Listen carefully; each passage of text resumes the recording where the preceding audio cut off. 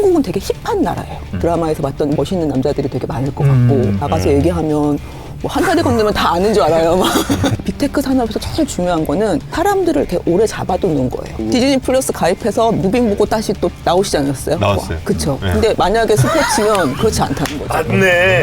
관계자분들에겐 죄송합니다. 예. 주식으로도 저에게 아주 씻을 수 없는 아픔을 좀. 리그가 계속되는 동안 사람들이 매일매일 꾸준하게 계속 보죠. 콘텐츠 사업자들이 보기에는 아 이거다. 들으면 되게 큰 돈 같잖아요. 1,300억 원이면. 500억짜리 드라마 3개예요. 그것도 3년에 걸쳐. 가성비도 그 정도면 훌륭했다. 스포츠는 전형적인 매수 산업이잖아요. 인구 안 늘어나는데 여기서 커져봤자 얼마나 더 커질 것인가 고민이 된다고. 그러면 이 중계권 팔아야죠. 해외에서 이 스포츠를 보고 싶어야 되는데 정관장의 메가워티 누님 난리 납니다 지금. 거의 뭐 문제는 인도네시아, 말레이시아가 야구를 안 해. 이만수 감독님께서 동남아시아의 야구를 더 퍼뜨리셔야 된다.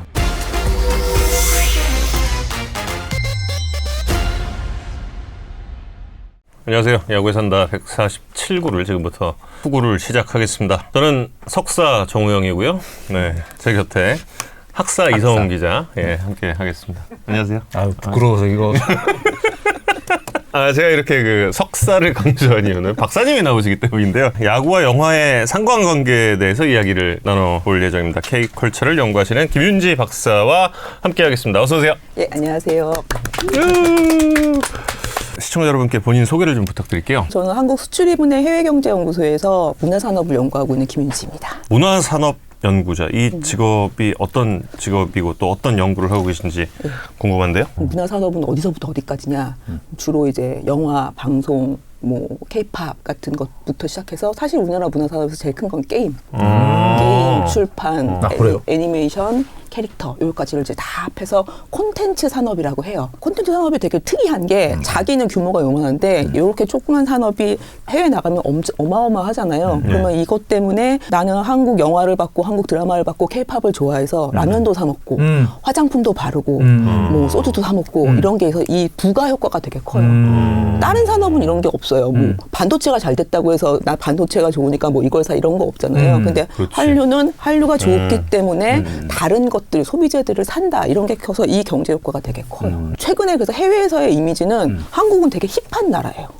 힙한 나라, 되게 한번 가보고 싶은 나라. 왜냐면 거기 가면 다 K-팝 스타들이 막 다닐 것 같고 드라마에서 봤던 멋있는 남자들이 되게 많을 것 같고 그래서 나가서 얘기하면 뭐 한 다리 건너면 다 아는 줄 알아요. 막. 그만큼 관심이 뜨겁고 그래서 그것 때문에 한국 음식도 많이 먹고 한국 화장품도 많이 쓰고 이제 그런 중이죠. 뭐가 이제 인기가 있다. 또 인기를 얻는 원인은 뭐다라는 부분에 있어서도 이런 게 좀 측량이 되나요? 사람들이 약간 생각하는 거를 조금씩 제거해 나가는 거예요. 아, 이런 영향 때문일까, 뭐 저런 영향 때문일까 여러 가지를 생각할 거 아니에요. 그러면 다른 것들은 다 통제를 하면서 얘만 한번 보자. 해봤더니 아니야, 얘는 별로 영향 주는 게 아니었어. 그 다음에 이제 그럼 얘는 볼까? 얘는 진짜 영향을 주는 것 같아. 이런 식으로 야구에서 이제 세이버 매트리스 얘기할 때도 비슷하게 가지만 원인이 아닌 것들 있잖아요. 그런 건 다 제거해내잖아요. 그런 것처럼 상관관계와 인과관계의 차이를 구분하는. 그 연구를 집대성 하신 책이 앞에 있습니다. 한류외전. 너무 재밌게 읽었어요. 정말 너무 재밌게 읽고. 아니 근데 왜 외전으로 지으셨어요? 그냥 한류 평전 하셔도 될 것 같은데. 예전 워낙에 이 한류를 연구하시는 분들이 주요 분야는 한류의 내용을 연구하세요. 그건 없고 왜 한류라는 산업이 우리나라에 자리 잡게 됐고 이 자리 잡는 과정에 주변에 어떤 일들이 벌어졌고 우리가 그 경제 환경과 기술 환경을 어떻게 이용했냐 이런 얘기를 하다 보니까 이게 바깥 얘기라서 외전. 요즘 콘텐츠 사업하시는 분들이 다 스포츠에 관심은 되게 많아요. 이게 특징이 뭐냐면 각종 요즘 빅테크가 이제 콘텐츠에 되게 중요하잖아요. OTT도 그렇고 게임도 그렇고 포털도 그렇고 빅테크 산업에서 제일 중요한 거는 사람들을 이렇게 오래 잡아두는 거예요. 계속 내 앞에 보게. 그래서 넷플릭스도 맨 처음에 시작을 할 때 제일 중요한 게 뭐냐면 사람들을 계속 내 채널을 보게 만드는 거. 그래서 나왔던 게 몰아보기를 가능하게 한 거죠. 10편씩, 20편씩 내놔서. 그래서 다른 OTT들도 막 그런 식으로 이제 경쟁을 하기 시작했는데 그렇게 하다 보니까 문제가 뭐냐면 10편짜리 시리즈가 있으면 사람들이 10편짜리를 쭉 보고 나가버리는 거예요. 나 이제 여기서 할 거 다 했어. 그렇죠. 아예 탈퇴를 해버리고 새 거 나오면 다시 들어가고 이런 걸 해요. 사실 그 무빙 무빙도 좀 그랬거든. 무빙 봤냐 그랬는데 안 보고 있으니까 그때 디즈니 플러스 가입해서 뭐 맞아. 싸고 근데 보고. 디즈니 플러스 가입해서 무빙 보고 다시 또 나오시지 않았어요? 나왔어요. 그쵸. 네. 근데 만약에 스포츠면 그렇지 않다는 거죠. 맞네. 디즈니 플러스 관계자분들에겐 죄송합니다. 예. 주식으로도 저에게 아주 씻을 수 없는 아픔을 지금 주고 있어서. 콘텐츠 사업자들 입장에서는 이게 쭉 보는 게 중요하긴 한데 이렇게 보는 것보다 오히려 꾸준하게 좀 들어와서 봤으면 좋겠다 이런 생각을 할 수 있죠. 계속 보고 구독도 계속 유지하고 그럴 테니까 뭐 그런 콘텐츠가 뭐가 있을까 봤더니 그게 스포츠인 거죠. 야구, 축구 이런 것처럼 리그가 계속되는 동안 사람들이 매일매일 꾸준하게 계속 보죠. 뭐 많이 안 볼 수는 있어요. 그 경기 하나만 본다 하더라도 그 리그가 되는 동안은 계속 보잖아요. 네. 콘텐츠 사업자들이 보기에는 이거다. 이거를 우리가 중계를 하거나 보여주기 시작하면 되게 좋겠다 해갖고 OTT 사업자들이 굉장히 많이 관심을 가지고 사업이 뛰어들기 시작했어요. 미국 같은 데에서 케이블 유지하는데 비용이 비싸서 OTT로 넘어가잖아요. 그럼 그 코드 커팅이라고 하죠. 커팅. 넘어가는데 그래도 사람들이 계속 케이블 TV를 그래도 보는 이유 중에 하나가 스포츠 중계는 스포츠죠. 계속 네. 하기 때문에 봤거든요. 슬금슬금 OTT들이 이제 스포츠 중계도 조금씩 하기 시작하면서 이게 넘어갈 수도 있겠다라는 생각이 들기 시작하니까 각종 OTT들이 지금 다 스포츠 중계를 열심히 유치를 하려고 해요. 애플 플러스 같은 경우도 잘 안착이 안 되고 있었는데 축구 리그를 메시 있는 축구 리그 하면서 굉장히 가입자 유치가 늘어나기도 했고 우리나라도 쿠팡 플레이 네. 가입자 굉장히 많이 그렇죠. 늘어났잖아요. 그러니까 네. 이게 다 이 리그를 진행하는 동안 계속 본다라는 점 때문에 콘텐츠 사업자들이 굉장히 눈독을 들이고 있는 티빙이 프로야구 중계권을 가져가기 전만 해도 전망이 엇갈린 부분이 한국인들이 야구를 구독료를 내고 보는 것에 대한 저항감이 있지 않겠는가. 있을까? 근데 되게 중요한 게 티빙이 가져간 게 스포츠 중계 텔레비전권을 가져간 게 아니에요. 텔레비전은 여전히 중계를 하고 있고 뉴미디어 중계권인데 그게 네이버가 하고 있던 걸 가져간 거잖아요. 네이버는 사실 TV 시청층은 아닌 거예요. TV를 볼 수 없거나 TV를 끊었거나 이런 사람들인데 요분들한테는 넘어갈 수 있는 계기가 충분히 되는 거예요. 공짜에서 넘어가는 거라 분명히 저항감은 있었겠지만 우리가 또 요즘 구독에 굉장히 익숙해요. 그 익숙함이 이제 한국인들에게는 그 저항감의 문턱을 조금 거의 낮춰줄 수. 낮췄다. 그렇죠. 티빙은 그리고 그렇지 않아도 돈 내고 이미 보는 사람들도 많은 거기도 하고 넷플릭스 한 달 보자, 뭐 티빙 한 달 보자 이런 게 되게 쉬워졌어요 옛날보다. 우리나라 사람들이 지금 평균 2개를 본다고 해요. 가구당. 가구당으로 계산을 하면. 그러니까 그런 수준에서는 이미 보던 사람들도 있었을 것이고 안 보던 사람도 이거 하나 더 보는 게 뭐 그렇게 저항감이 높진 않았을 수도 있다. 돈도 많이 안 들이고 되게 했죠. 3년 1,300억 원이었는데 들으면 되게 큰 돈 같잖아요. 1,300억 원이면. 근데 요즘 TVN에서 하는 드라마 별들에게 물어봐. 500억. 그런 500억짜리 드라마 3개예요. 그것도 3년에 걸쳐. 그 정도 돈은 충분히 더 대비 하거든. 리스크도 되게 적고. 적고 오히려 3-4개 덜 만드는 대신 프로야구 때문에 6달, 7달. 가성비도 그 정도면 훌륭했다. 1,300억 3년 쓰고 할 만한 사업을 한 것 같아요. 그 앞에 쿠팡 플레이가 그걸로 장사를 잘 한 걸 봤기 때문에 아마 우리나라도 점점 더 스포츠가 슬금슬금 OTT 쪽으로 넘어가게 될 수도 있다. 지난해에 OTT 티빙의 역할 분명히 이제 성공했다고 보는데 안타까운 것도 좀 있습니다. 너무 비싸요. 갑자기 카메라를 보면서 너무 지금 애플 TV 플러스 티빙이 호소합니다 지금. 애플 TV 플러스 보려고 하니까 16,000원이야 지금. 다음 질문 가주세요. TV 구독료 낮춰달라는 얘기 지금 하고 싶었던 거야? 한국은 좀 비싸죠? 한국이 근데 비싼 편은 아니에요. 16,000원. 이게 요즘 환율 계산하면 또 건드려 주려고 했더니 아니래. 건투를 둡니다. 예. 같이 잘해보자고요. 예. 지난해의 야구의 폭발적인 성장 그리고 그 전에 이제 전조 증상도 좀 분명히 있었다고 생각을 합니다. 팬들이 늘어나는 특히 아니 나는 사실 그 예견된 흥행 성공은 이 말은 절대 안 믿어. 아무도 얘기하지 않았다. 2024년 시작하기 위해서 아무도 그런 얘기 할 사람 아무도 없었어. 뭐 그런 그렇죠. 근데 이제 석사 출신인 제가 봤을 때는 그 당시에 이제 그 학사는 입을 다물어라. 아니 그건 아닌데 그런 얘기 아마 내가 했을 걸. 요즘에 대구 구장 가면 난리다. 그때 삼성이 하위권 맴돌 때인데 매 경기 경기장이 꽉꽉 차니까 단순히 뭐 김현준, 이재현 효과는 아닌 것 같다라는 이야기를 저도 그때 했었고. 제가 먼저 하지 않았어요? 뭐 그렇습니다. 예. 그런 것들이 약간의 그 전조증상 현상이었다고 좀 볼 수는 있을 것 같은데 어떻게 평가를 하시는지 궁금한데요. 저도 이제 야구의 흥행이 막 늘어나는 걸 보면서 저희는 딱 생각했던 게 왜 영화관에 사람이 이렇게 안 오지? 저도 이게 인과관계인지 상관관계인지는 굉장히 혼란스럽지만 이게 겹쳐지고 있었거든요. 영화관이 문제가 뭐였냐면 우리 21년, 22년까지는 코로나 효과가 되게 컸어요. 이게 되게 희한한 게 한 1, 2년 동안 극장을 문을 닫다가 다시 열다 보니까 사람들이 안 오는 거예요. OTT. 넷플릭스가 너무 성장을 그렇죠. 했어요. 그래서 집에서 사람들이 다 구독해서 콘텐츠들을 보기 시작했어요. 그리고 거기에 있는 콘텐츠들이 너무 좋아요.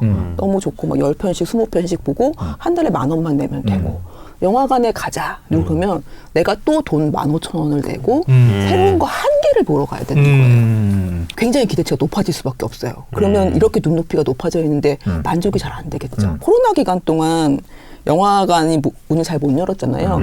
그 전에 만들었던 영화들을 못 틀고 있었어요. 그럼 이게 한 3, 4년 전에 만든 영화. 지금도 가끔 올라와요. 한 4, 5년 전에 만든 영화들이 이때 나와요. 이 영화들 보통 창고 영화라고 하는데 이게 한 3, 4년 된 영화들 보다 보니까 사람들이 눈높이도 달라졌는데 만족이 잘 안 되는 거예요. 코로나 이전에 보통 2019년 기준으로 하는데 2019년과 비교했을 때 한 60%에서 안 올라가요. 창고 영화가 끝나면 올라가겠지.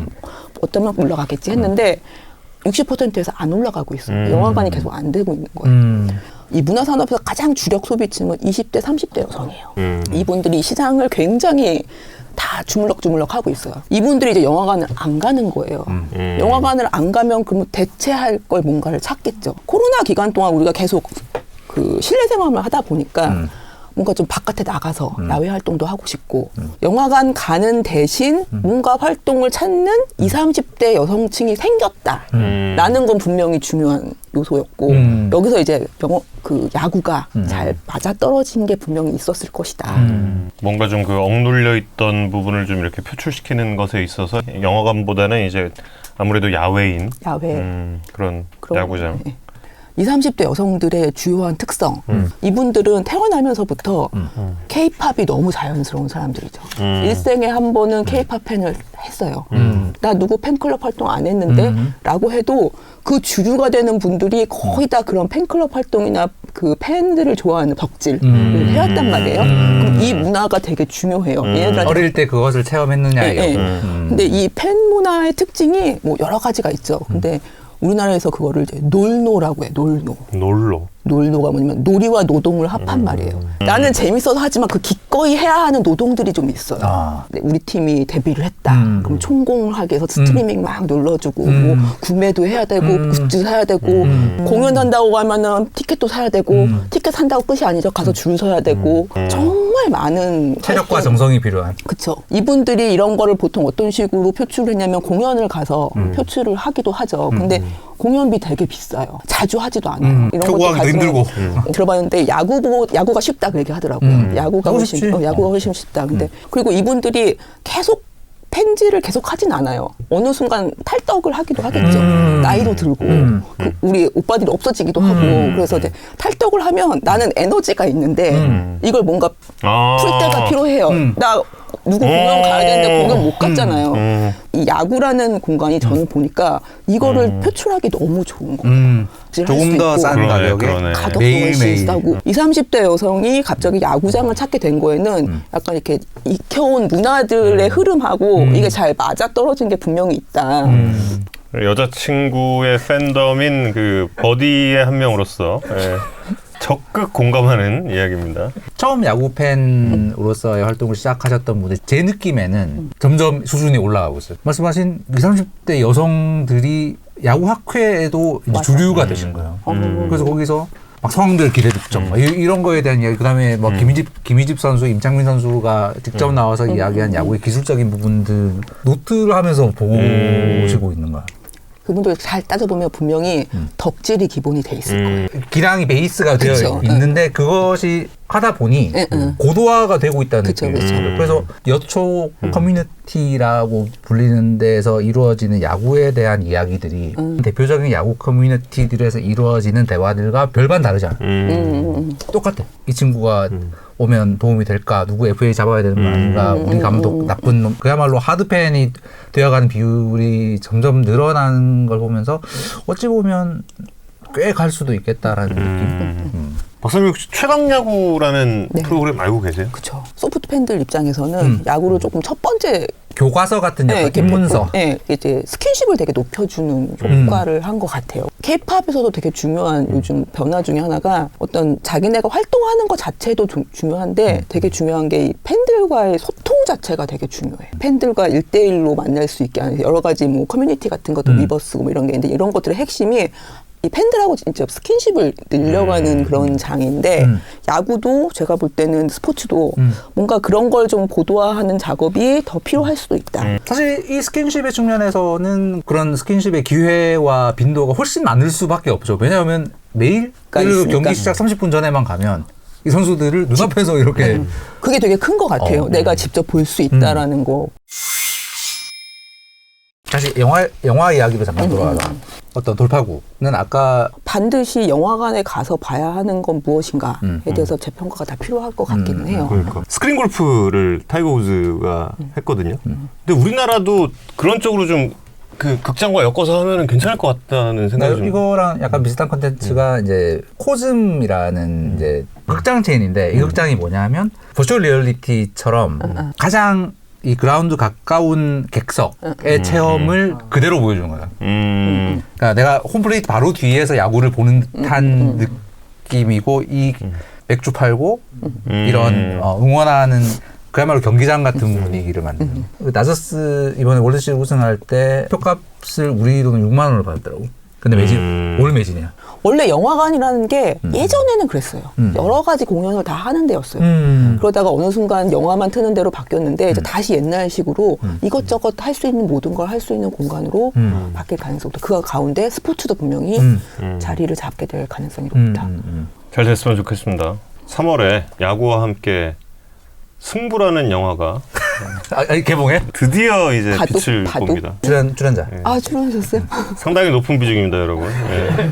캐스터 역이라고 그렇게 생각하시면 안 돼. 상당히 높은 비중의 역으로 나오기 때문에 많은 만관부, 만관부. 근데 우리나라 인구가 이제 인구 절벽 다가왔잖아요. 이 인구가 이 스포츠와 또 영화가 양립할 수 있는 정도의 충분한 인구가 됩니까? 우리가 인구가 진짜 한계예요. 1000만 영화가 사실 우리 인구 수준에서 나올 수가 없는 얘기예요. 모든 화력을 배급사들이 다 쏟아부어서 밀어주고 땡겨주고 다 해갖고 만드는 건데 그러니까 그거는 우리가 내수시장에서 할 수 있는 한계고 그래서 사실은 콘텐츠 산업에서 되게 중요한 거는 지금 해외로 가야 돼요. 그래서 아까 말씀하신 것처럼 OTT를 우리가 나가긴 해야 돼요.